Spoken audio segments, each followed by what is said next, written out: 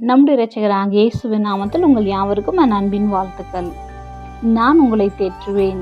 ஏசாயா 66:13. ஒருவனை அவன் தாய் தேற்றுவது போல் நான் உங்களை தேற்றுவேன்.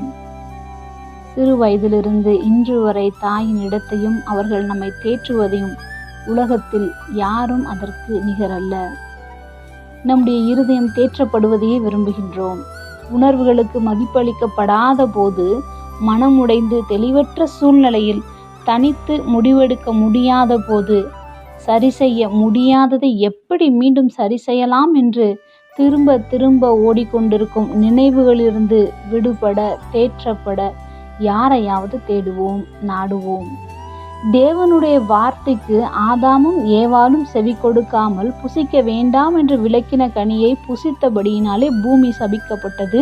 அவன் உயிரோடு இருக்கும் நாளெல்லாம் வருத்தத்தோടെ புசிப்பாய் என்று தேவன் சொன்னதின் விளைவாக பூமியில் முள்ளும் குறுக்கும் முளைத்தது. அதே போன்று ஆபேலை காயின் கொலை செய்ததினால் அவனும் சபிக்கப்பட்டான். பூமியில் நிலையற்று அலைகிறவனாய் இருப்பாய் என்றார். பின்பு லாமேக்கு கொலை செய்தான்.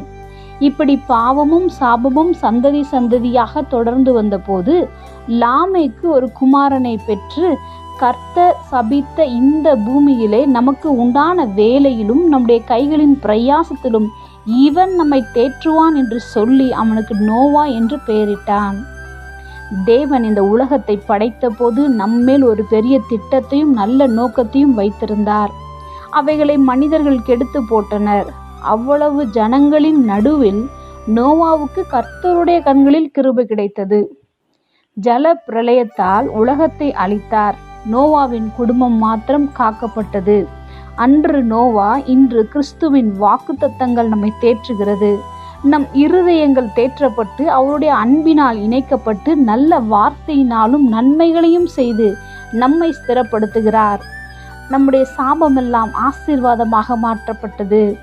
சத்திய ஆவியாகிய தேற்றரவாளனை நமக்காக கொடுத்திருக்கிறார். நம்மை சகல சத்தியத்திற்குள்ளும் நடத்துகின்றார், போதிக்கின்றார்.